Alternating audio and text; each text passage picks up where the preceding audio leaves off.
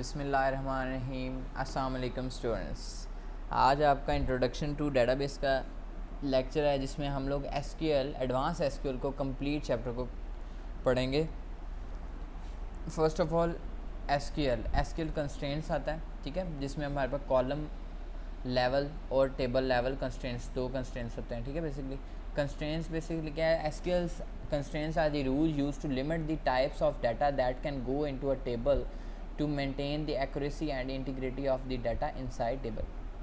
Basically आप कभी भी कोई प्रोग्रामिंग लिखते हैं या कुछ भी प्रोग्राम लिखते हैं तो उसका एक सेंटेक्स आप लोगों को बोलते हैं। सेंटेक्स बेसिकली रूल्स यूज़ किए जाते हैं। तो इसी तरह कंस्ट्रेंट्स एसक्यूएल में यूज़ किए जा रहे हैं, जो रूल्स हैं जो डाटा को क्या करते हैं, लिमिटेड करते हैं फॉर इनकमिंग कह सकते हैं इस तरह कि फॉर एग्जांपल आपने डाटा स्टोर किया हुआ है इंटीजर टाइप का, ठीक है, तो अब उसमें डाटा आपका करैक्टर टाइप का स्टोर नहीं कर सकता, ठीक है ना। तो ये कुछ कंस्ट्रेंट्स, कुछ रूल्स हैं बेसिकली जिनको यूज़ करते हुए आप लोग डाटाबेस को इंसर्ट करवाते हैं इन अ टेबल। अब constraints can be divided into the following two types. Column constraints limit only column data, ठीक है ना, और table level constraints limits whole table data.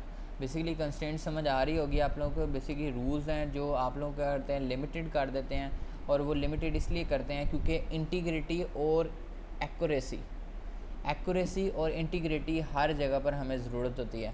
तो अगर आप कहीं भी रेंडमाइज डाटा छोड़ देते हैं और कोई भी उसमें कुछ भी चेंजिंग कर सकता है, जिसका मतलब है आपका ना डाटा एक्यूरेट रहेगा ना इंटीग्रिटी उसमें होगी। Constraints used to make sure that integrity of data is maintained in the database. Following are most used constraints that can be applied to a table. Not null, unique, primary, foreign, check, default। not null basically first चलते हैं not null. वैसे नाम से आपको समझ आ गया होगा कि नॉट नल क्या है, फिर भी इसको एक्सप्लेन कर देते हैं। नॉट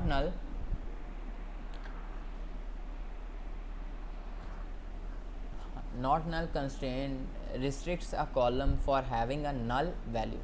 अब नॉट नल है तो नल वैल्यू नहीं होनी चाहिए, मतलब वो एम्प्टी नहीं होनी चाहिए। Once not null constraint is applied to a column, you cannot pass a null value to that column। it enforces a column to contain a proper value। अब इसकी एग्जांपल देखें ज़रा यहाँ पे। फॉर एग्जांपल क्रिएट टेबल हमारे पास क्या है? Create table student ID int not null name var 4, मतलब आपका 4 लग गया 60 इंटीजर एज, ठीक है। मैं बताता हूँ इसमें ना आपका क्या नॉट नल यूज़ हो रहा है। अब यहाँ पे देखेंगे आप लोग, ये लिखा हुआ है the above query will declare that the student ID field of student table will not take a null value. मतलब स्टूडेंट आईडी में बच्चे की आईडी आपने मस्ट लगानी है।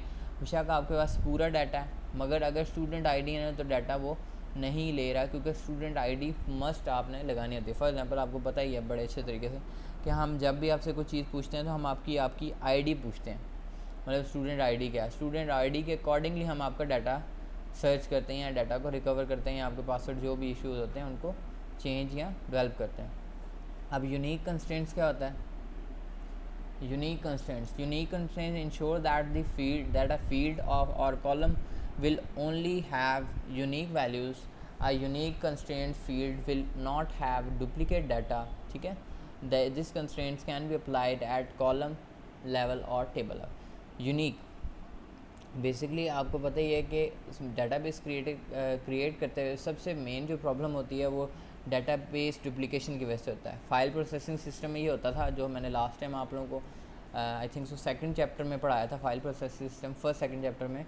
तो उसमें हमने पढ़ा था कि फ़ाइल प्रोसेसिंग सिस्टम से डाटाबेस पे हम कन्वर्ट भी हुए हैं, क्योंकि वहाँ पर क्या था, फाइल प्रोसेसिंग सिस्टम में डाटा डुप्लीकेट होता था।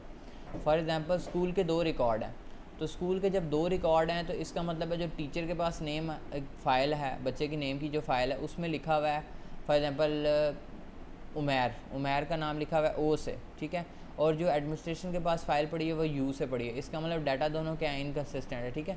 ऐसे डेट ऑफ बर्थ भी चेंज हो जाती है, और ये इश्यूज़ आप लोगों के साथ भी पाकिस्तान में हादसों पे फेस होते होंगे आप लोगों को। नेक्स्ट है using unique constraint when creating a table। this is the syntax which we are using। create table student id int not null unique name character basically ये।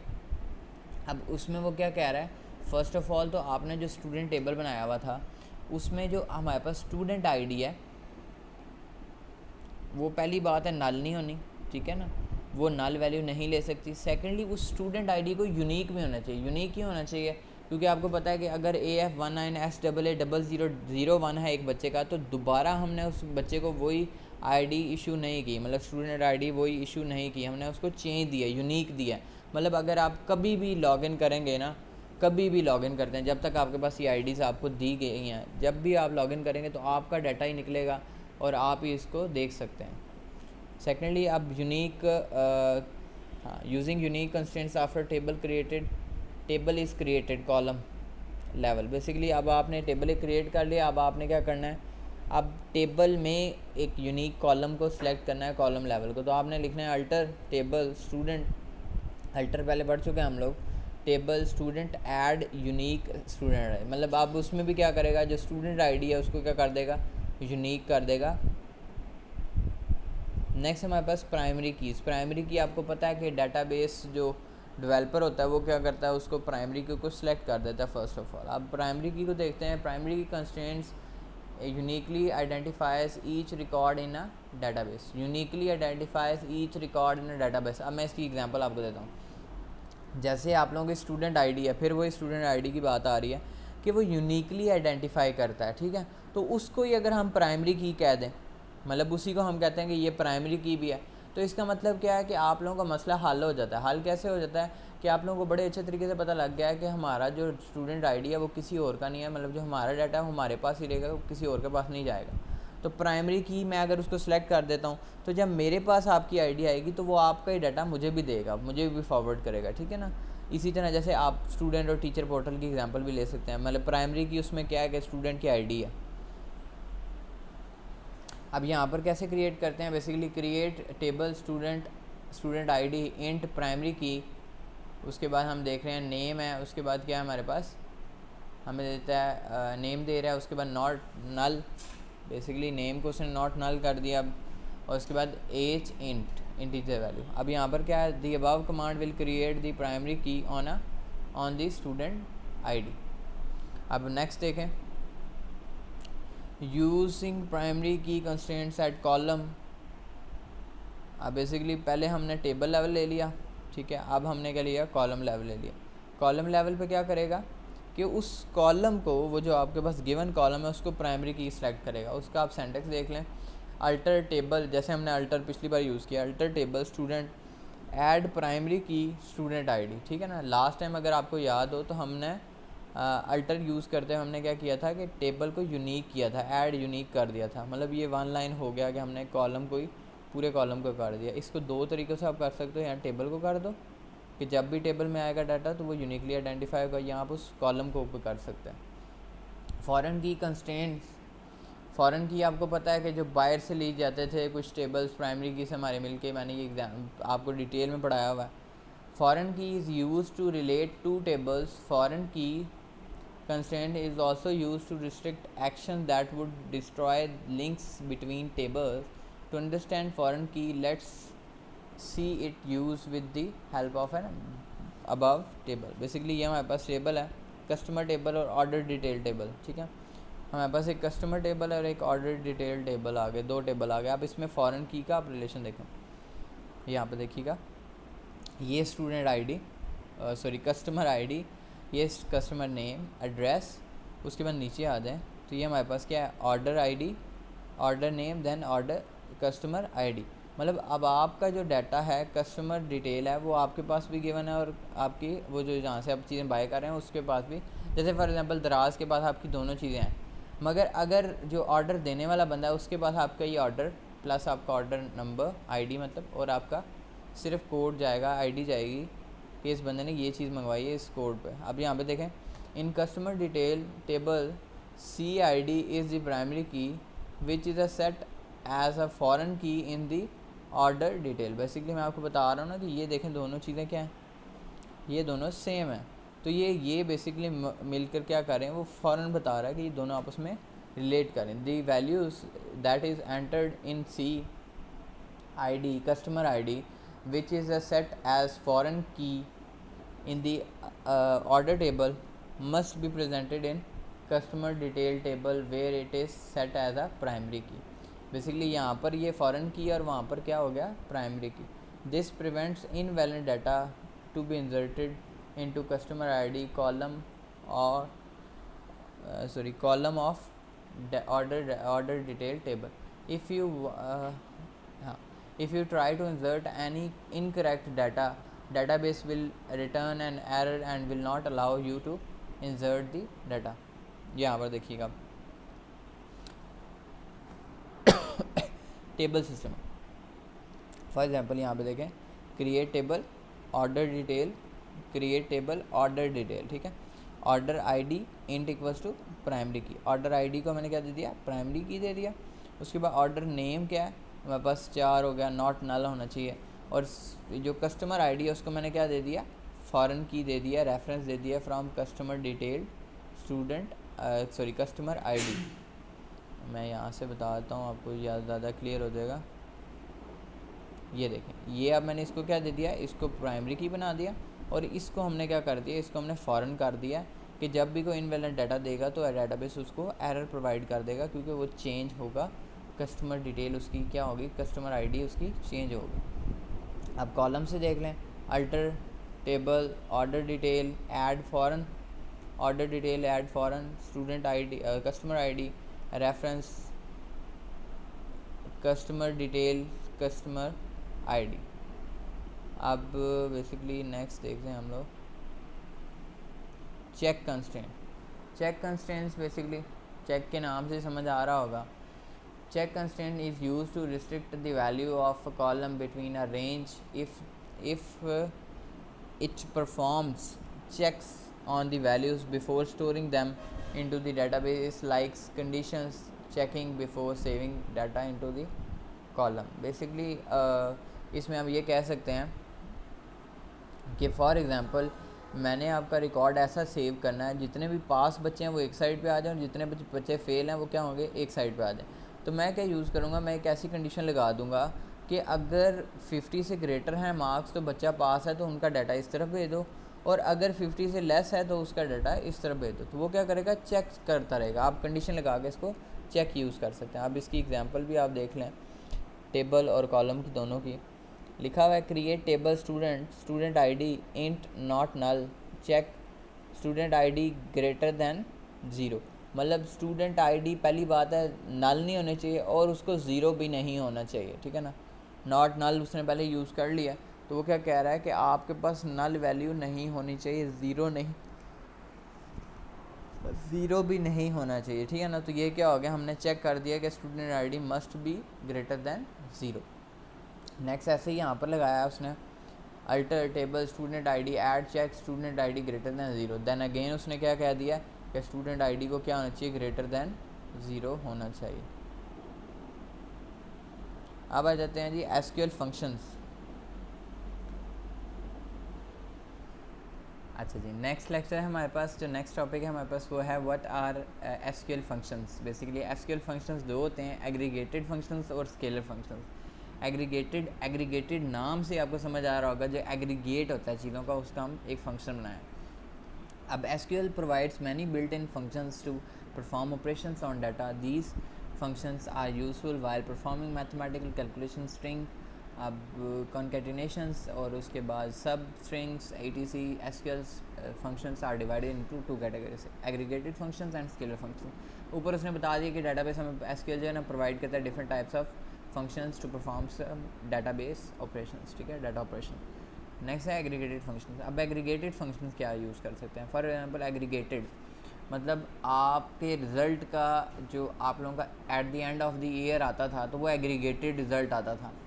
अगर बच्चा फाइनल्स में किसी पेपर में वैसे इस तरह स्कूल्स में होता था अगर फेल हो रहा होता था तो वो सारे एग्रीगेट जब मिलाए जाते थे और अगर उसने मिड टर्म या जो भी सारा कुछ अच्छा दिया होता था तो वो बच्चा पास हो जाता था.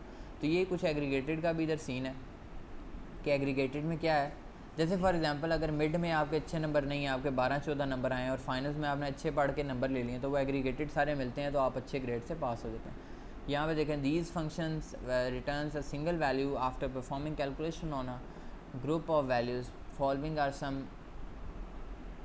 सम of frequently use aggregates. Basically एक एवरेज एग्रीगेट है, ठीक है ना, एवरेज फाइंड करने के लिए। फॉर एग्जांपल मैं डायरेक्ट एग्जांपल पे जा रहा हूँ, आप लोग इस सेंटेंस को देख लें। लिखा हुआ है select average AVG column name, उसके बाद क्या है फ्रॉम टेबल नेम, ठीक है ना। अब मैं डायरेक्ट जा रहा हूँ, हमारे पास हमें पता है सेलेक्ट हमने एवरेज करना है फ्रॉम सैलरी, सैलरी का है, ठीक है, ये कॉलम है बेसिकली, ये कॉलम नेम सैलरी का कॉलम नेम है, और हमारे पास टेबल क्या है, एम्प्लॉय का टेबल है, फ्रॉम एम्प्लॉय नेम। आपको दोनों सेंटेंस दिखा देता हूँ। यहाँ पे देखें ये कॉलम नेम और ये टेबल नेम। टेबल नेम क्या है, एम्प्लॉय है, और एवरेज क्या है हमारे पास, सैलरी है। बेसिकली अब इसकी एवरेज निकालनी है। एवरेज कैसे निकालते हैं हम लोग, जैसे फॉर एग्जांपल यहाँ पे देखें हमारे पास लिखा है 9000, 8000, 6000, 10000 एंड 8000। अब हमने इसकी एवरेज निकालनी है कि हर बंदे को, या हमारे पास क्या सीन है जी कि हमारे पास एवरेज हर बंदा कितनी पेमेंट ले रहा है या कितनी जा रही है एक बंदे की तरफ से, एक बंदे को हमारी तरफ से। तो हम क्या करते हैं, इसी को सबको प्लस करें। फॉर एग्जांपल कैलकुलेटर सबके पास होता ही है, तो 9000, 8000, 6000, देन 10000, देन 8000। अब इसको डिवाइड कर दे 5 से। जब 5 से डिवाइड करेंगे तो आपके पास आंसर आएगा 8200। तो बेसिकली उसकी एवरेज सैलरी का जो रिज़ल्ट आ रहा है वो क्या आ रहा है, एवरेज सैलरी 8200। अब काउंट फंक्शन, अब काउंट फंक्शन ऐसे ही है जी। अब count function returns the numbers of rose present in the table इधर बेस्ड ऑन सम कंडीशन और विदाउट कंडीशंस। लिखा हुआ है सेलेक्ट काउंट, उसी तरह again column name from table name, वही अगेन जिस तरह हम लोगों ने एवरेज निकाली है, इसी तरह हम काउंट को भी देख लेते हैं। फॉर एग्जाम्पल यहाँ पे देखें हमारे पास क्या है, कॉलम क्या है, हमारे पास सैलरी है, हमारे पास काउंट क्या है, नेम। हमने नेम देखे फ्रॉम एम्प्लॉयज़, एम्प्लॉयज़ क्या है, टेबल है, टेबल जो बना हुआ है एम्प्लॉयज़ का टेबल बना है, वेयर सैलरी इक्वल्स टू 8000। अब 8000 हमने निकालना है कि काउंट डाउन करना है कि कितने बंदों का 8000 कितने बंदों की सैलरी है। फॉर एग्जांपल अगर मैं ये तो चले 5-6 बंदों की बात है ना। फॉर एग्जांपल अगर आप दुबई या सऊदी की एग्जांपल लें तो वहाँ पर एक एक कंपनी में 5-5 हज़ार बंदा काम कर रहा है। तो अगर उस 5-5 हज़ार बंदे का उसने सैलरी देखनी हो कि मुझे बताओ कि 30,000 तक कितने मेरे वर्कर हैं, तो वो ये सिर्फ एक काउंट की आपने सिर्फ देख लें सेंटेक्स एक लगाया, और आपको वो जितने भी 30,000 वाले लोग होंगे वो सारे आपको नज़र आ जाएंगे। आपको पता चल जाएगा कि इतने बंदे हमारे वर्किंग कर रहे हैं 30,000 पे। फॉर एग्जांपल यहाँ पर आपको एग्जांपल दे रहा हूँ कि ये देख लें वेयर सैलरी इक्वल्स टू 8000 हमने कंडीशन लगाई है एम्प्लॉयज़ टेबल में। यहाँ पे देखें अब 8000 दो बंदों की सैलरी है, ठीक हो गया, 8000 दो बंदों की सैलरी। तो यहाँ पर ये देखें काउंट नेम क्या आ रहा है हमारे पास, ये देख लें 2 आ रहा है कि नहीं आ रहा है, हमारे पास 2 आ रहा है। इसका मतलब दो बंदे की जो सैलरी है। अब एग्जांपल ऑफ काउंट इंस्टेंट यहाँ पे देख लें,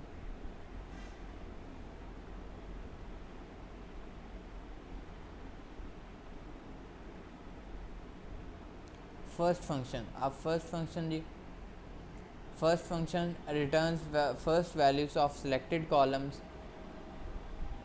यहाँ पर देखें इसका syntax, first select first column name from table name.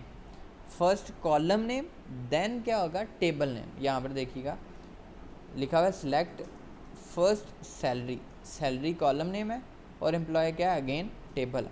अब हमने उसमें सेलेक्ट किया तो हमारे पास क्या आ रहा है, 9000 आ रहा है। मतलब जो फर्स्ट वाला बंदा था हमने उसको फाइंड आउट करना था। फर्स्ट से आपको समझ आ गई होगी वर्ड से कि फर्स्ट जो वैल्यूज़ थी हमने उसका आउटपुट में लेना था। तो हमने क्या किया कि उसको लिखा सैलरी, फर्स्ट सैलरी और फ्रॉम एम्प्लॉय, मतलब एम्प्लॉय टेबल में से फर्स्ट सैलरी जिस बंदे की है वो बता दो। तो उसने बता दिया कि फ़र्स्ट सैलरी हमारे पास कितनी है, 9000 है। अब लास्ट इसी तरह अगर लास्ट फाइंड आउट करनी है तो आपने लास्ट यूज़ कर देना है। तो हमारे पास क्या आ जाएगी, 8000 आ जाएगी लास्ट बंदे की सैलरी। अब मैक्स फंक्शन यूज़ अगर करना है हम लोगों ने, तो मैक्स में फॉर एग्जांपल अगर मैक्सिमम वैल्यू निकालनी है तो अगेन जिस तरह हम लोग फर्स्ट और लास्ट लगाते हैं इसी तरह select max salary from employees, employees table में से मैक्सिमम सैलरी जिस बंदे की है उसको निकाल लो।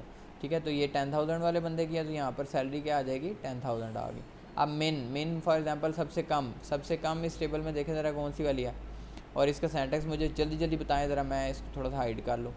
ओहो हाइड हो जा, चलें हाइड हो गया। आप मुझे बताएं ज़रा क्या है जी, लिखा हुआ है ना आपने मेन निकालना है, तो मेन निकालें ज़रा। सेलेक्ट मेन, आपके पास जो कॉलम नेम है वो, उसके बाद from table name.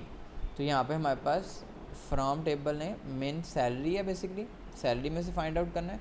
From employees table, इसमें से 6000 है, तो यहाँ देखें ये 6000 आ गया। अब सम करना है फॉर एग्जांपल इसको, तो अगेन वही बड़े इजी से हैं, तो ये आपको बड़े अच्छे तरीके से जल्दी याद रहे। सिर्फ आपने ना इनके सेंटेक्स याद रखने हैं। सेंटेक्स इसलिए बोल रहा हूँ क्योंकि ये सेंटेक्स ही इसमें मोस्टली याद रखने वाले हैं, क्योंकि अगर आपका MCQ स्पेस पेपर बनता है तो ज़्यादातर सेंटेक्स ही आएंगे। आपको टेबल बना होगा, आपने सिर्फ उसका सेंटेक्स बताना होगा जो MCQs में लिखे होंगे, तो सेंटेक्स याद रखें। नेक्स्ट है जी हमारे पास क्या आता है जी, सम का बताएं जी। सम, अब बेसिकली इन सब का क्या कह रहा है वो, सम करो। सम कर रहे हैं तो क्या आ रहा है हमारे पास, आ रहा है 41,000 हमारे पास आ रहा है। तो ये सब का क्या होगा, सम हो गया, मतलब salary. Select sum salary from employees. Next है जी स्केलर फंक्शंस। अब स्केलर फंक्शंस यूज़ करते हैं। अब scalar functions returns a single value from an input value following some frequently used scalar functions in SQL। Use case functions, U case मतलब upper case इसको हम बोलते हैं basically. Use case function is use to convert values to string column to upper characters. अब इसको example करते हैं ताकि आपको सही तरह समझ। लिखा हुआ select use case basically upper case, column name from table then name. अब इसमें हम लोग क्या करते हैं, ये वाला अपर केस में हम लोगों ने करना है। अपर केस आपको पता है ना कि जो अपर केस वैल्यूज़ होती हैं वो किस तरह होती हैं, कि हम लोग क्या करते हैं लेटर्स को क्या करते हैं अपर केस या लोअर केस हम लोग करते हैं, मतलब कैपिटल कर देना है। तो हम लोगों ने किसको कैपिटल करना है, ये वाले नेम वाले को। तो हम लिखते हैं select you case name from employees. तो हमारे पास क्या आ जाएगा, ये आ जाएगा जी, ये सारे कैपिटल्स नेम हो गए, आप देख भी सकते हैं। अब लोअर केस में अगर करने हैं तो देन अगेन लोअर केस में भी ये एग्जांपल होगी। आप लोग लोअर केस सेलेक्ट करेंगे और उसके बाद नेम और टेबल का नेम जो है हमारे पास कॉलम का नेम है वो नेम है, और उसके बाद फ्रॉम एम्प्लॉयज़। ये देखें सारे लोअर केस में हो गया। अब मिड मतलब मिक्स, मतलब एक मिनट है, हाँ। अब यहाँ पर क्या आ रहा है, mid function is use to extract strings from columns values of a string table in the syntax है this mid। यहाँ पे देखें ये select mid column name start length from table name, start length from table name। आप लोगों ने start length भी उसकी मेंशन करनी है। फॉर एग्जांपल यहाँ पे देखें लिखा हुआ है select mid के बाद टेबल का नेम क्या है, हमारे पास टेबल का नेम दिया हुआ है नेम ही है, बेसिकली एम्प्लॉयज़ का टेबल है उसमें नेम ही है, और 2 लिखा हुआ है, मतलब उसका यहाँ पर देखें आप लोगों के पास था स्टार्ट और लेंथ। स्टार्ट और उसकी लेंथ बताएं जी कितनी होनी चाहिए, 2 होनी चाहिए। तो यहाँ ये देखें 2 जितने भी उसके फर्स्ट लेटर्स थे फॉर एग्जांपल 2 वो सारे उन्होंने मेंशन कर दिए, वो ले लिए। अब राउंड फंक्शन देखें, राउंड फंक्शन में क्या कर रहा है, round function is use to round a numeric field to a number to nearest integers. It is used to decimal points values this basically round of करना। फॉर एग्जांपल अगर एक बंदे की एम्प्लॉय की सैलरी है तो उसे हम राउंड ऑफ करना चाह रहे हैं, तो राउंड ऑफ करने के लिए क्या यूज़ होगा, ये राउंड ऑफ फंक्शन यूज़ हो रहा है, जिसका सेंटेक्स है हमारे पास select round of column name decimals from table name this. तो हम क्या करेंगे, सेलेक्ट राउंड सैलरी, बेसिकली जो कॉलम है उसको हमने राउंड ऑफ करना है, क्योंकि देखें 0.67 आ रहा है ये, तो हम चाह रहे हैं कि राउंड ऑफ कर दे आप, और हमें सैलरी जो एग्जैक्ट सैलरी हमने पेमेंट करनी है वो हमें देते, पॉइंट्स में ना दे। फ्रॉम एम्प्लॉयज़, तो फ्रॉम एम्प्लॉयज़ नेक्स्ट रिज़ल्ट देख लें, एक हो गया, ये देखें ज़रा इसको उसने राउंड ऑफ करके क्या कर दिया 9001 कर दिया, ठीक है 9001 कर दिया, इसको 8001 कर दिया, 6001, देन 10,000 को 10,000 इन्होंने दिया, और 8,000 को 1,000 इन्होंने दी, क्योंकि आपको पता है कि डेसिमल पॉइंट के बाद 5 या 5 से ग्रेटर वैल्यू हो तब भी वैल्यूज चेंज होती हैं, अदरवाइज़ नहीं चेंज होती, ठीक है। ये हो गया जी आज का lecture SQL server, SQL advance SQL server जो मैंने आप लोगों को डिटेल में बता दिया है। नेक्स्ट लेक्चर में इस तरह इसको भी डिटेल और मज़ीद डिटेल में पढ़ने की कोशिश करेंगे। आई होप सो आज का लेक्चर आपको समझ और काफ़ी इजी लगा होगा। Thank you so much, take care, अल्लाह हाफ़िज़।